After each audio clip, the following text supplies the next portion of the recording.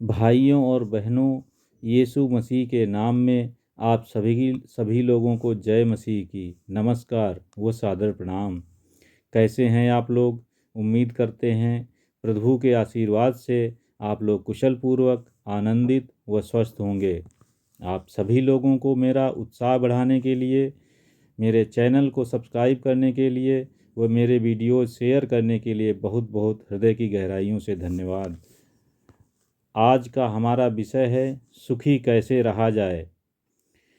खुशी दो प्रकार की होती है, बाह्य खुशी व आंतरिक खुशी। खुश रहने के लिए कोई एक वजह नहीं हो सकती है। खुश रहने के लिए आपको अपने अंदर कुछ बदलाव लाने होंगे।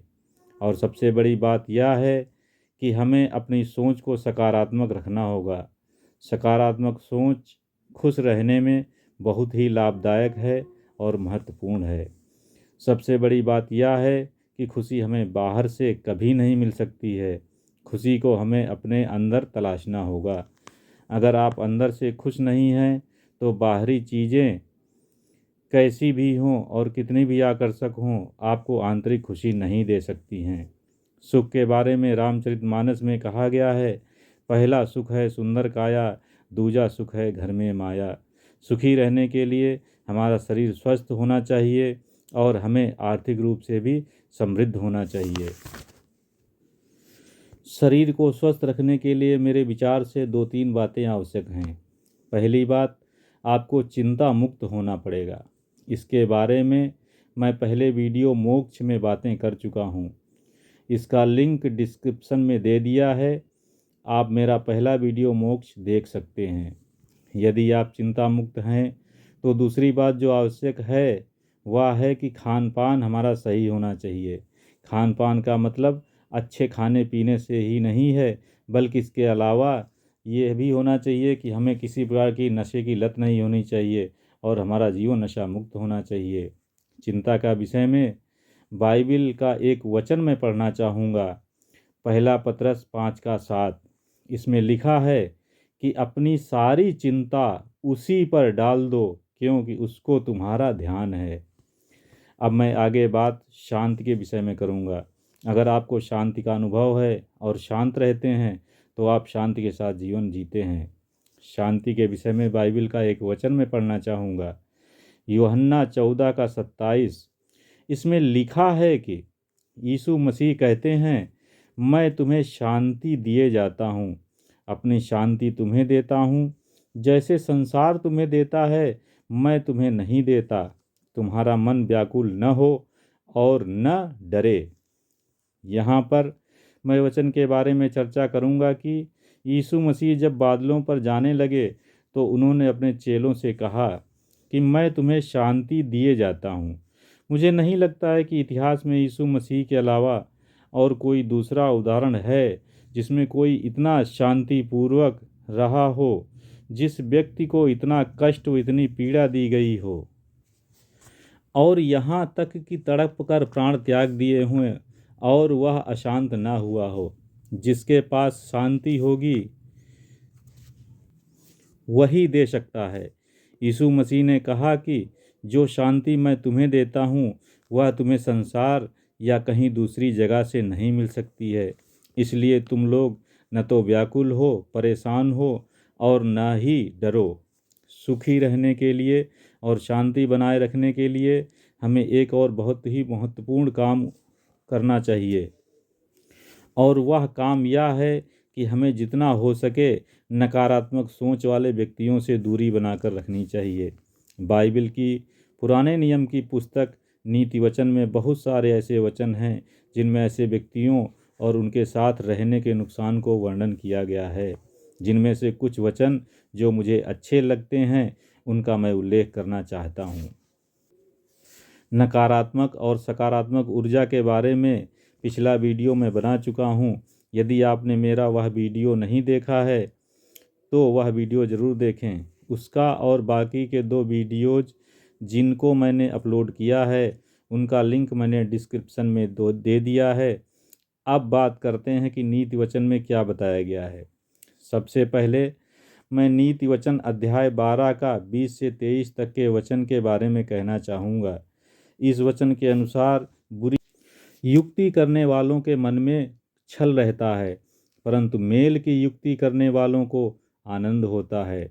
धर्मी को हानि नहीं होती है, परंतु दुष्ट लोग सारी विपत्ति में डूब जाते हैं। झूठों से यहोवा को घृणा आती है, परंतु जो विश्वास से काम करते हैं मन से वह प्रसन्न होता है। चतुर मनुष्य ज्ञान को प्रकट नहीं करता है, परंतु मूढ़ अपने मन की मूढ़ता ऊंचे शब्द से प्रचार करता है। कामकाजी लोग प्रभुता करते हैं, परंतु आलसी लोग बेगार में पकड़े जाते हैं। इन वचनों को विस्तार पूर्वक समझाने की बिल्कुल भी आवश्यकता नहीं है, क्योंकि इन वचनों में ऐसी कोई भी बात नहीं कही गई है जो आसानी से समझ में ना आने पाए।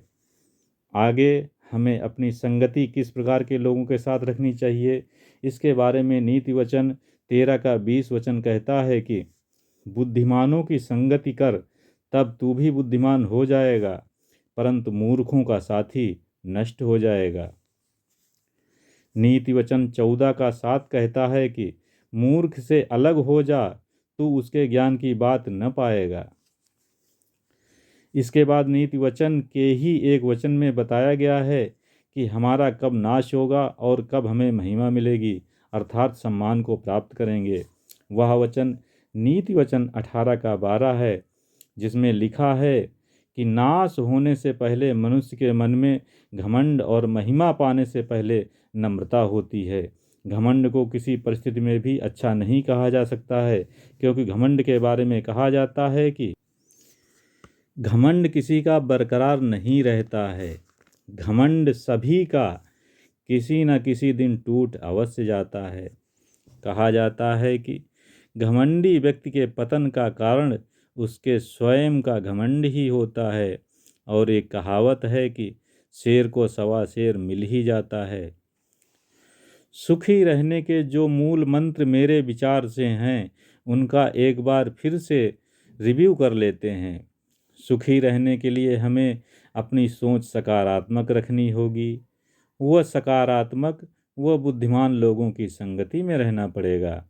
हमें कभी भी घमंड नहीं करना चाहिए। इस प्रकार की आदतें अगर हमारे अंदर होंगी तो हम एक स्थायी शांति आनंद का अनुभव कर सकते हैं।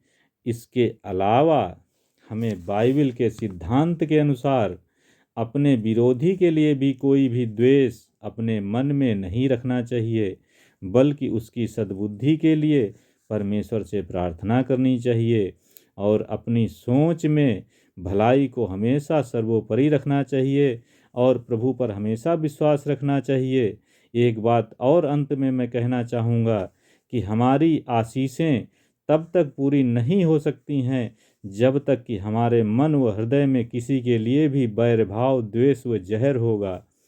अगर आप मेरे चैनल पर नए हैं तो चैनल को सब्सक्राइब अवश्य करें, वो बेल आइकन को टच करके ऑल ऑप्शन पर क्लिक करें, ताकि हमारे चैनल पर जब भी कोई नया वीडियो अपलोड हो तो आपको नोटिफिकेशन पहुंच जाए और आप वीडियो को देख सकें।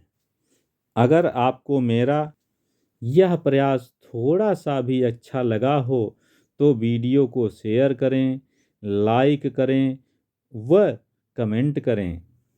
कमेंट में आप यह लिख सकते हैं कि मैं अगला विषय कौन सा चुनूं या किस विषय पर वीडियो को बनाऊं, आप सुझाव दे सकते हैं। आपने मेरी बातों को ध्यान से सुना और आशा करता हूं कि आपको बातें अच्छी लगी होंगी। इसके लिए मैं आपका बहुत बहुत धन्यवाद करता हूं।